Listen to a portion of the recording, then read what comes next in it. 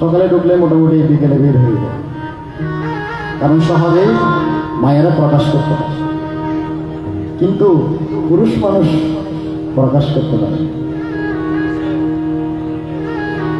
আমাদের বাবা রয়েছে, আপনাদের স্বামী রয়েছে, সন্তান রয়েছে, তো পুরুষ মানুষের কষ্ট সুধী মণ্ডলী কেউ বুঝে না, সংসারের মধ্যে এটা নিয়ম। তাই তো সুধী মণ্ডলী পুরুষ গাছকে খেজুর গাছের সাথে তুলনা করছে, ফলও দিবে আবার রসও দিবে। তো খেজুর গাছের রস কেমনে বের হয়? আঘাত করে যখন ক্ষত যখন সৃষ্টি করা হয় খেজুর গাছে, তখন রস বের হয়। তাই সুধী মণ্ডলী বলছে পুরুষ মানুষ খেজুর গাছের মতো। কারণ সুধী মণ্ডলী, আমার মায়েরা চাইলে অনেক কথা বলে ফেলতে পারে, কিন্তু আমার বাবারা অনেক কথাই মানুষকে প্রকাশ করতে পারে। কিভাবে ইনকাম হয়, আয় হয়, সেটা সুধী মণ্ডলী আমরা অনুধাবন করতে পারি। একবার চিন্তা করুন তো সুধী মণ্ডলী, সে মাথার উপর থেকে সে স্বামী নামক বটবৃক্ষটা আপনি হারিয়ে ফেললেন, এই জগৎ সংসারে আপনার কি রয়েছে? স্ত্রীর জীবনের সবচেয়ে বড় দামি জিনিস ওই 2 লক্ষ টাকা দামের স্বর্ণের পরিচয় সুধী মণ্ডলী দামি জিনিস স্বামী, তাই না? আবার সুধী মণ্ডলী প্রত্যেক সন্তানের জীবনে টাকা পয়সা সোনা দানার চেয়ে সুধী মণ্ডলী দামি জিনিস হচ্ছে তার বাবা। এগুলো যদি হারিয়ে যায় সুধী মণ্ডলী, দেখবেন জীবনটা অন্যরকম হয়ে গিয়েছে। আমার খুব নিকটস্থ একজন আত্মীয় বলেছিলেন যে যখন বাবার ইনকাম ছিল তখন পাড়া প্রতিবেশী সকলেই এটা বিশেষ চোখের মতো দেখত। যখন বাবা হারিয়ে গেল তখন আর কেউ দেখার মতো ভালো করে খোঁজ খবর নেবে এমন কেউ আর জগতে তার অবশ্যই সৃষ্ট হয়ে যায়। তাই সুধী মণ্ডলী, আমাদের জীবনে আমরা যখন আপনজন হারিয়ে ফেলি তখন আমাদের জীবনটা বড় দুঃখের হয়ে যায়, কিন্তু এটা বড় সত্য কথা। যখন আপনজন হারিয়ে যায় তখন যে কষ্টটা অনুভূত হয়, ওইরকম কষ্ট যদি সারা জীবন অনুভূত হয়, এমন মনে হয় যে মানুষটা আর বাঁচে না, কিন্তু আমরা সকলেই বেঁচে থাকি। নিয়তি সুধী মণ্ডলী বড় শক্তি নয়। অনেক মারা পুত্র হারিয়েছেন, পুত্ররা মাকে হারান, এটা স্বাভাবিক। কেউ স্বামী হারাচ্ছে, কেউ স্ত্রী হারাচ্ছে। সুধী মণ্ডলী হারাতে হারাতে জীবন কানা শেষ। তাই সুধী মণ্ডলী পদকর্তা গিয়েছেন, তুমি যতই যাও না মন্দির মসজিদ, যতই করো গঙ্গা স্নান, বাবা মাকে মা ভাসিয়ে ভালো হয় না খুশি ভগবান। তোমায় বুকে জড়িয়ে ধরে কত কষ্টে মানুষ করে, সে বাবা মা দু চোখে জল কবু যেন না জ্বলে। সুধী মণ্ডলী, যারা সফল মানুষ তাদের জীবনে একটাই সুধী মণ্ডলী আশীর্বাদ তাদের জীবনে আছে, তাদের বাবা মার আশীর্বাদ। সুধী মণ্ডলী, ছোট্টবেলায় একটি ঘটনার কথা মনে পড়ে গেলে একটু না বললে না। আমি তখন খুব ছোট, পরীক্ষা দিব এমন সময় খুব জ্বর, তৎকালীন টাইফয়েড জ্বর। তো সুধী মণ্ডলী চিন্তা করলাম যে পরীক্ষাটা দিব না। তখন সুধী মণ্ডলী আমার মা কি আমাকে কথা বলেছে যে আমার আশীর্বাদ সবসময় তোর সাথে আছে। তো সুধী মণ্ডলী ওই জব নিয়ে পরীক্ষা দেওয়ার পরও সুধীমণ্ডলী ভালো রেজাল্ট করেছিলাম, এবং যে আপনাদের গীতার কথা শ্রবণ মনন করাতে পারছি, সেটি মন সুধীমণ্ডলী আমার মায়ের অবদান। কারণ আমার মা ওই সন্ধ্যা হলেই সুধীমণ্ডলী খেলাধুলা সবাই করে, তৎকালীন সময়ে খেলাধুলা খুব বেশি হতো, কিন্তু সন্ধ্যার সময় বলতো গীতা পড়তে হবে, গীতা চর্চা করতে হবে, গান করতে হবে। তো সুধীমণ্ডলী যার কারণেই আজকে এখানে বসে আপনাদের গীতার তত্ত্বকথা শ্রবণ মনন করাতে পারছি। তাই সুধীমণ্ডলী জীবনের মধ্যে সবচেয়ে বড় আশীর্বাদ হচ্ছে বাবা মার আশীর্বাদ। এই আশীর্বাদ যাতে অভিশাপে পরিণত না হয়,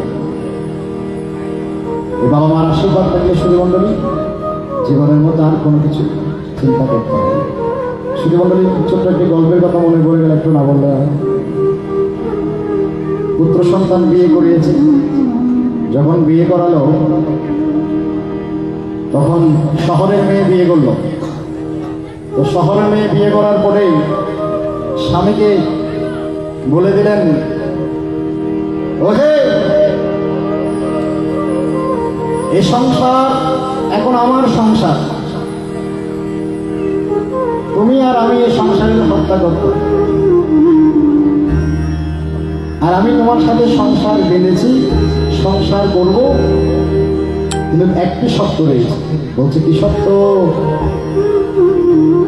বলছে শর্ত হলো এটাই যে তোমার মাকে আমাদের সাথে এই বাড়ির মধ্যে, ফ্ল্যাটের মধ্যে আর রাখা যাবে না। এখন শিক্ষিত ছেলে, ওই যে বললাম পুরুষ মানুষ কি করবে, ঘরেও জ্বালা বাইরেও জ্বালা। এখন চিন্তা করছে, আরে আমি একজন শিক্ষিত মানুষ, যদি বউ ছেড়ে চলে যাই তাহলে তো মান সম্মান আর থাকবে না। মার বড় বয়স হলো, বুড়ো হবার পথে বুড়ো হয়েছে, আর কয় বছরের বাবা আছে, মাকে একটি আশ্রমের মধ্যে দিয়ে আসে, তাইলে সংসারও বাঁচলো, মাও ভালো থাকলো। তো সুধীমণ্ডলী যেই কথা সেই কাজ। একদিন মাকে বলছো, মা আমার একটা কথা শুনবে। বলছে কোথায়? তুই যা বলবি তাই শুনবি। সুধীমণ্ডলী বিপদে বিপদে করে যদি সন্তান মারা যায়, তোরে পারা করছে না জানিতে আগে জানি মাই। এখন ছেলের মনের মধ্যে কি চলছে, মা সেটা কিন্তু অনুধাবন করছে। বলছে কোকা বলো। বলছো মা তোমার তো অনেক বয়স হলো, এখন বুড়ো হলে এই সংসারের মধ্যে থেকে আর কি করবে, চলো তোমায় নিয়ে একটা আশ্রমের মধ্যে দিয়ে আসি, সেখানে যাবে, বসে ধর্মচর্চা করবে, একটু হরিকথা শ্রবণ মনন করবে, তাতে তোমার মঙ্গল হবে। সন্তান কি করলো, মাকে সুন্দর করে ওই লাগেজ মধ্যে কাপড় চোপড় দিয়ে মাকে আস্তে করে দিল। সুধীমণ্ডলী মাকে যখন নিয়ে যাচ্ছিল তখন মা কি করলো, সামনেই একটা বড় আম বৃক্ষ ছিল, আমের গাছ ছিল, ওখান থেকে কিছু পাতা পুটলির মধ্যে নিয়ে মা যাচ্ছে, সন্তান আগে আগে হাঁটছে আর মা পরে পরে যাচ্ছে। এখন মা কতটুকু পরে গেল, একটি একটি করে আমের পত্র সেই রোডের মধ্যে ফেলতে লাগলো। যেতে যেতে সুধীমণ্ডলী ওই আশ্রমের কিনারায় গিয়ে বলছো, মা এই তোমার আশ্রম, এই আশ্রমে তুমি এখান থেকে থাকবে, খাবে, খাবে, ঘুমাবে। মায়ের চোখের মধ্যে জল না। তো বলছে, মা তুমি যে পুটলিখানা নিয়েছিলে, পুটলির মধ্যে এতগুলো আমের পত্র নিলে, সে আমের পত্র একটাও দেখি নেই, সেটা কি করলে? বলছে কোথা, যাওয়ার সময় যদি পথ ভুলে যাস তাই আমি একটি একটি করে এক হাত পর পরেই আমি একটি একটি করে আমের পত্র বিছিয়ে রেখেছি, যাতে তোর যাওয়ার সময় যাতে কোনো সমস্যা না হয়, পথ তুলে না যায়। শুধু মণ্ডলী, মরতে মরতো যে চিন্তা করে সন্তানের জন্য, সেটি হচ্ছে মা। জন্মের আগেও জন্ম পরেও জন্ম তুমি এমন, সুরেরও গভীর সুরে পদাবলীর ধরন যেমন। জন্মের আগেও জন্ম পরেও জন্ম তুমি এমন, সুরেরও গভীর সুরে পদাবলীর ধরন যেমন। কথা নয় নীরবতা সজলতার আখর ভরো, এ কেমন কান্না তুমি আমায় যখন আদর করো। এ তুমি কেমন তুমি চোখের তারায় আয়না ধরো, এ কেমন কান্না তুমি আমায় যখন আদর করো। তখন ওই সন্তান চিন্তা করছে, আরে যে আমাকে মা আমাকে 10 মাস 10 দিন পেটের মধ্যে রেখে লালন পালন যত্ন করে আমায় বড় করলো, সে মাকে আমি আশ্রমে দিয়ে আসছি। আহা, এর চেয়ে বড় পাপ আমার জীবনে আর নেই। তখন চিন্তা করছে, সংসার দরকার হলে বউকে বলে বলে ম্যানেজ করবো, কিন্তু মাকে ত্যাগ দিতে পারবো না। শুধু আমার নিতাই কুমার বন্ধু বসে রয়েছে, তো তার একটি কথা না বললে নয়, অনেক গীতা পাঠে গিয়ে আমি কথাটা বলি। আমার নিতাই বাবু বিয়ে করেছেন, নয়ন বাবু বিবাহিত। শুধু মন্ডলে আমি একদিন নিতাই বাবুকে প্রশ্ন করছি, যে নিতাই বলো তো, মা আর বউয়ের মধ্যে তফাৎ কতটা? ওই আমার বন্ধু নিতাই বাবু একটি কথা বলেছিলেন, যে বলেছিলেন যে যাকে বলে বলে বোঝাতে হয় সে হলো বউ, আর যে মুখ দেখলেই আমার কথা বুঝতে পারে সে হলো আমার মা। দারুণ কথা, কি সুন্দর কথা। শুধু মনে বলছে, যাকে অভাবের কথা, দুঃখের কথা, কষ্টের কথা, পকেটের কথা যাকে বলে বোঝাতে হয় সে হচ্ছে বউ, আর যাকে কিছু বলতে হয় না, শুধুমাত্র আমার মুখ দেখলে বুঝতে পারে আমার মনের কথা, সে হচ্ছে মা। একজন মা বড় ধন, রক্তের বাঁধন, ও বড় ধন মায়ার বাঁধন। দুইটি শিরোমণ্ডলী বাম হাত আর ডান হাতের মতো, বুকের পাঁজরের মতো। তাই শিরোমণ্ডলী আমরা যা কিছু করি, সংসারের একটা গোপন টেকনিক বলে দিই। সংসার কিছু সুখী হবে, সংসার সুখী হবে শিরোমণ্ডলী যারা শাশুড়ি হয়েছেন, বউকে একটু মেয়ের চোখে দেখবেন। যারা বউ হয়েছেন, শাশুড়ি হয়েছেন, তারা পুত্রবধূকে মেয়ের মতো করে দেখবেন। আর মেয়েও যাতে, শিরোমণ্ডলী বউ যাতে শাশুড়ি মাকে নিজের মায়ের মতো সেবা শুশ্রূষা করে, দেখবেন সংসার এমনিতেই সুখী হয়ে যাবে।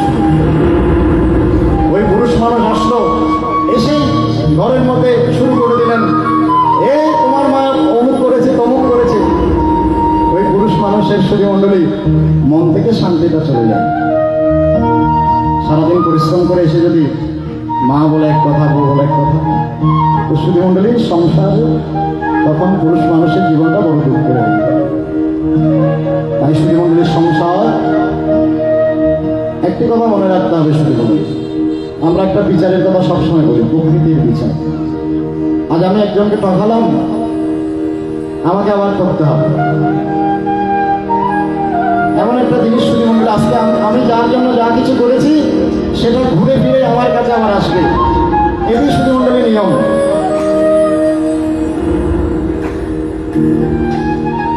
ছোট্ট শিশু সুধীমণ্ডলী তো তার দাদু দিদিকে বৃদ্ধাশ্রমে পাঠাচ্ছে। তো বৃদ্ধাশ্রমে যখন পাঠাচ্ছে তখন ওই ছোট্ট সন্তানটা তার বাবা মাকে জিজ্ঞাসা করছে, মামা দাদু আর দিদিকে কোথায় পাঠাচ্ছ? বলছে কেন বৃদ্ধাশ্রমে? বলছে বৃদ্ধাশ্রমটা কোথায় বাবা? বলছে মুখ জায়গায়। বলছে কেন, তোমার কি জেনে কি হবে? বৃদ্ধাশ্রম কোথায়, তোমার জেনে কি হবে? তো বলছে বাবা তোমরা যখন বৃদ্ধ হবে তখন তো আমারও তোমাদের দিয়ে আসতে হবে, তাই ঠিকানাটা জেনে রাখা ভালো। সুধী মণ্ডলী, আজকে আপনি যা করবেন আপনাকে তা পেতে হবে। একজন শাশুড়িকে দেখেছিলাম, বউকে খুব নির্যাতন করে, বউকে খুব জ্বালায়, ওইদিকে আবার নিজের পেটের মেয়েকে ওই শাশুড়ি যায়। তো সুধী মণ্ডলী, ঘরের বউটাকে কষ্ট দিল, আপনার মেয়েটাকে আরেক শাশুড়ি আরেকজন কষ্ট দিল, সুধী মণ্ডলী, এটা নিয়ম। তাই সুধী মণ্ডলী, সংসারের কৌশল যা আছে, স্বামী যা ইনকাম করে চাহিদাটাকে বাড়াবেন না। চাহিদাটাকে বাড়ালে আপনার জীবনের সুখ শান্তি নষ্ট হয়ে যাবে। চাহিদা যত কম হবে জীবন তত সুন্দর হবে, চাওয়া যত কম হবে জীবন তত সুন্দর হবে। সুধী মণ্ডলী, পৃথিবীতে কেউ সুখী নেই, কেউ সুখী নয়, সকলের জীবনে দুঃখ কষ্ট সমস্ত কিছু হয়েছে। তাই সুধী মণ্ডলী, মাতা জননী ধরিত্রী দয়াদ্র হৃদয়া সতী